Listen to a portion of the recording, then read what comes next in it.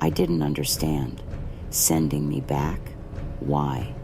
Why would anyone leave a place like this? There is a message you must deliver, he continued, his voice steady but heavy with sorrow. A message for the world. And then I saw him, Elon Musk. Imagine dying, leaving this world, and standing in the presence of Jesus, only to be sent back with a message so urgent, so world-changing, that it could alter humanity's future. This is the true story of Margaret Bennett, a 70-year-old woman who defied death, returned to life, and brought back a warning for us all. What she saw, and who it involves, will leave you speechless. Watch until the end to hear the message that could shape the fate of our world. I never thought I'd be sitting here at the age of 70 telling this story. Who wakes up after dying? Yet, here I am. One moment, I was slipping away, my body giving up, and the next, I was gasping for air, alive when I shouldn't have been. I can still feel it, the moment everything stopped. The machines in the hospital room slowed, their beeping fading until it was just gone. My body felt heavy, too heavy to fight anymore. My daughter Susan was gripping my hand like her life depended on it, her voice breaking as she whispered, "Hang on, Mom, please, just hang on." My grandson Ethan paced behind her, his sneakers squeaking on the tile floor, muttering under his breath. Caleb, my quieter grandson, stood at the window, arms crossed, his back turned, like he couldn't bear to watch. I felt their love, their pain, their desperation. But I also felt something bigger, a pull, something I couldn't resist. I wanted to stay, but I was slipping, sinking into a silence that was so vast it almost felt peaceful.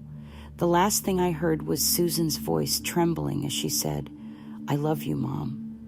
And then, nothing. It wasn't darkness, though. It was peace.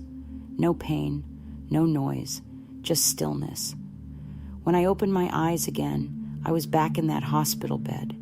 And let me tell you, the chaos that followed was like something out of a movie. The first thing I did was gasp for air, like I'd been underwater for hours. The sound must have been terrifying because Susan screamed, a scream that cut through the silence like a knife. Her chair scraped across the floor as she stumbled backward, her face frozen in shock. Ethan froze mid-step, his mouth hanging open like he'd just seen a ghost. Caleb whipped around from the window, his face pale as a sheet. The nurses, they were shouting, fumbling with the machines that had already declared me dead. I turned my head and saw one of them drop her clipboard, the sound echoing like a gunshot. Then came the doctor, Dr. Reynolds. He burst into the room, his expression a mix of shock and confusion. He ran to my side, his eyes darting between the machines and my face, like he couldn't trust either. This isn't possible, he kept muttering, his voice barely above a whisper. Susan was clutching the edge of my bed now, her hands shaking. "Mom," she said, her voice so soft I almost didn't hear it. "Mom, how? You were gone." I tried to smile, but my body felt like it was made of lead. "I'm back," I whispered, my voice scratchy, my throat dry as dust. The nurses scrambled to reconnect the monitors, their voices blending into a frantic hum. Dr. Reynolds leaned in close, shining a light into my eyes, checking my pulse, muttering medical jargon to himself. But I could see it in his face. He wasn't just checking my vitals. He was looking for an explanation, something to make sense of what had just happened. Susan kept shaking her head, her grip tightening on the bed rail. "You were gone, Mom," she said again, her voice trembling. "The machine said you were dead. We were saying goodbye." I nodded, the weight of her words settling over me. "I know," I said, my voice stronger now. "But I'm back." Ethan finally found his voice, though it came out shaky. "This is insane," he said, running a hand through his hair. "You were, Grandma, You were gone. We all saw it. Caleb was quieter, his eyes darting between me and the machines. He looked like he wanted to say something, but couldn't get the words out. The room was thick with disbelief, everyone staring at me like I'd just risen from the grave, which I suppose I had. I know this doesn't make sense, I said, forcing my voice to steady. But I was sent back. There's something I need to tell you. The room fell silent, the kind of silence that buzzes in your ears. Dr. Reynolds finally spoke, his tone cautious. Mrs. Bennett, he began, you've been through an extraordinary experience. Near death. I wasn't near death, I interrupted, my words sharp. I was dead. I know the difference. That shut him up. The air in the room was heavy now, everyone waiting for me to explain. I could see it in their faces, the disbelief, the confusion, the fear, but I wasn't ready to tell them everything. Not yet. All I knew was this. I had been sent back for a reason, and whatever that reason was, it wasn't about me. I can't fully explain what happened after I died, but I'll do my best to describe it. The moment my body gave out, it felt like everything just stopped. No pain, no sound, no fear. I thought it would be darkness, like falling into a deep, endless sleep. But instead there was light. It started small, a flicker in the distance, but it grew brighter and brighter until it was all I could see. This wasn't light like sunlight or the glow of a lamp. It was alive. It wrapped around me, warm and gentle, as though it knew me, as though it loved me. I wasn't scared. In fact, I felt more at peace than I ever had in my entire life. The weight of sickness, age, and pain, all of it was gone. For the first time in years, I felt light, like I was floating, but I wasn't floating aimlessly. I was moving, pulled toward the light by something I couldn't see but felt deeply. As I got closer, I began to make out shapes. At first, it was just colors, vivid and beautiful, unlike anything I'd ever seen. Then the colors became something more. Rolling hills, golden fields, rivers that sparkled like liquid crystal. The entire place seemed to hum with a music that wasn't coming from any instrument but from the very air itself.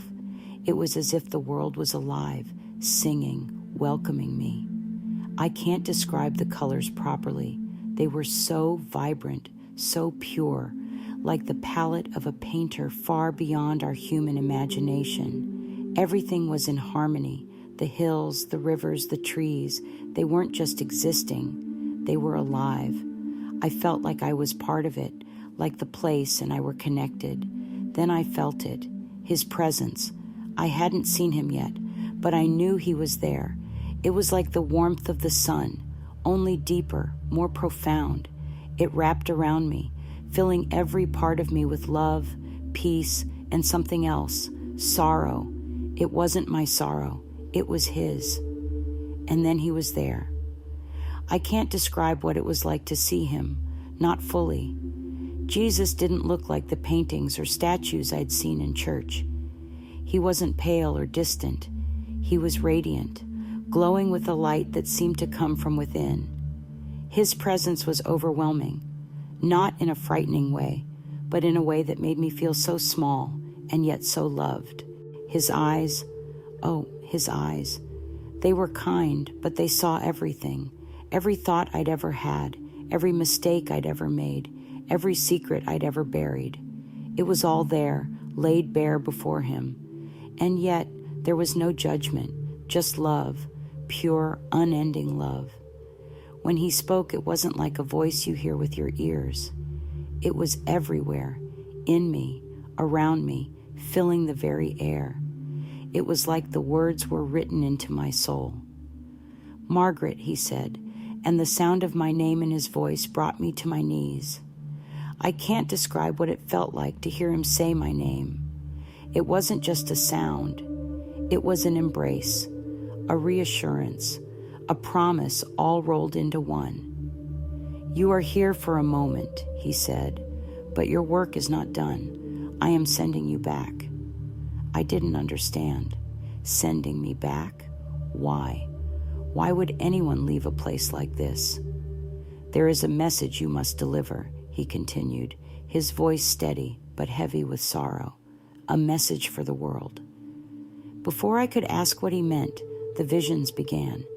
They came all at once, flooding my mind with images, sounds, and emotions I couldn't begin to process. I saw Earth spinning in the vastness of space. It was beautiful, fragile, teeming with life.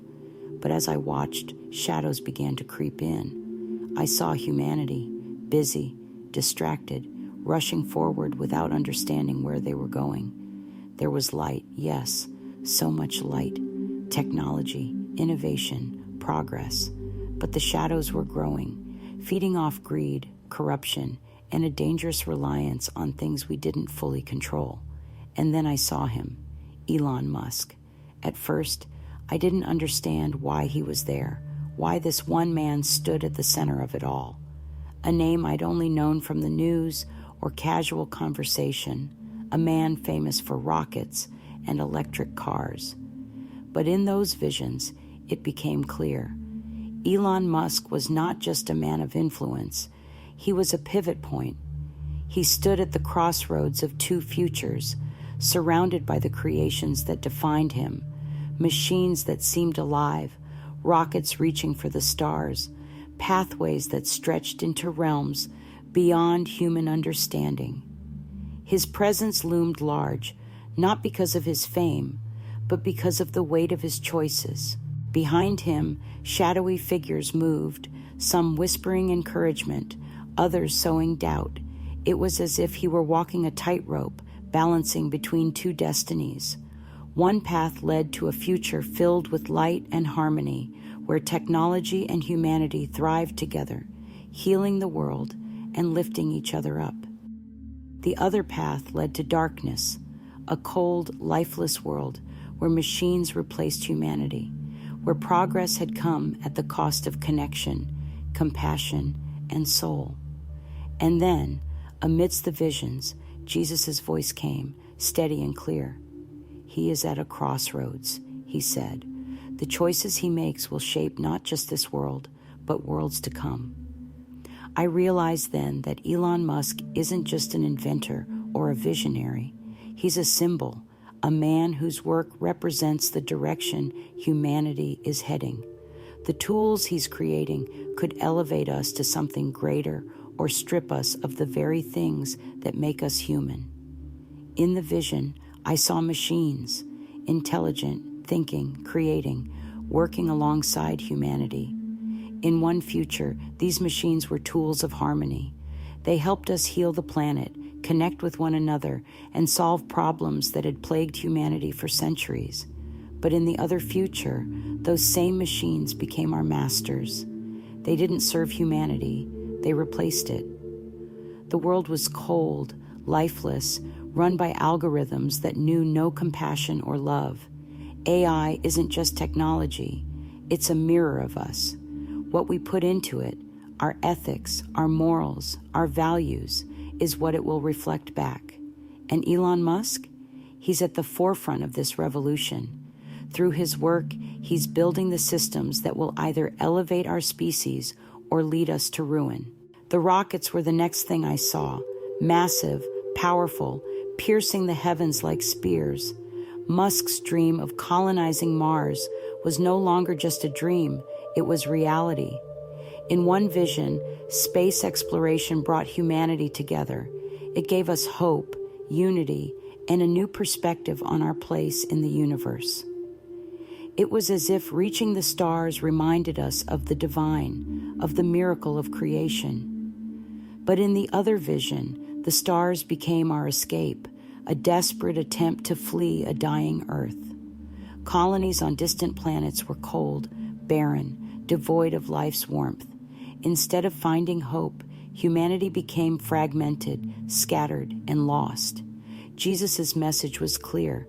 Our journey to the stars must be guided by faith and wisdom, not by greed or fear. Elon Musk has the means to take us there, but whether it becomes salvation or isolation depends on his choices and ours. And then there was the most startling part of the vision: wires. I saw humans connected to machines, their thoughts merging with computers in ways I couldn't fully understand. Neuralink, they called it, Musk's work on merging human brains with AI. In one version of the future, these technologies were miracles. They restored sight to the blind, movement to the paralyzed, and even brought us closer to understanding one another. It was as if these wires bridged not just minds, but hearts. But in the darker vision, those same wires enslaved humanity. People were no longer individuals. They were data points, connected to a system that stripped them of their free will, their identity, their soul. Pray for him, Jesus said. Pray for the choices he will make, for the enemy seeks to use his brilliance against him. The work Elon Musk is doing is bigger than rockets or robots. It's about the very essence of humanity. It's about what we value, what we hold sacred, and what we're willing to sacrifice in the name of progress. Technology itself isn't good or evil.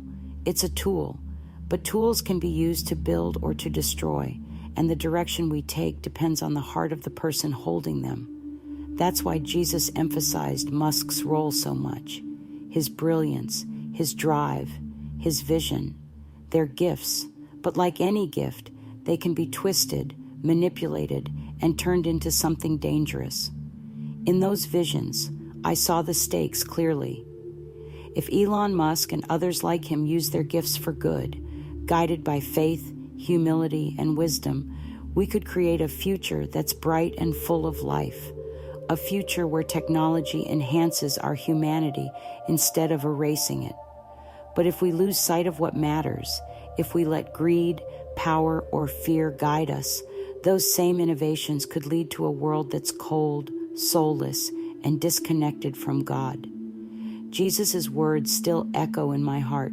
Pray for him. Pray for the choices he will make, for the enemy seeks to use his brilliance against him. The weight of those words settled over me, heavy and unrelenting. I wanted to stay, to understand more, but Jesus' gaze softened and he spoke again. You must go back, he said gently. Tell them what you have seen. Tell them to pray, to hope, to act. The future is not set in stone, Margaret. There is still time. Before I could protest, the light began to fade. The music, the warmth, the colors, all of it started slipping away. I felt myself being pulled back toward the weight of my old body, back toward the world I thought I'd left behind. The last thing I felt before I woke up was his love, wrapping around me like a promise I would carry forever. When I opened my eyes, I was gasping for air, my daughter screaming, and the weight of the message burning in my soul. I had been sent back, and I couldn't ignore what I'd seen. Elon Musk may be the man holding the tools, but we are the ones who will decide how they're used. Will we use them to build a future of light, connection, and hope? Or will we allow them to pull us into the shadows? The choice is ours, and the time to act is now. I didn't ask to come back. I didn't ask for this message or to carry the weight of what I saw. But here I am, telling you this because I know, deep in my soul, that it matters. Not just for me or for my family or even for Elon Musk. It matters for all of us. When Jesus sent me back, he didn't just give me a warning. He gave me a choice. And by sharing this story with you, I'm offering you that same choice.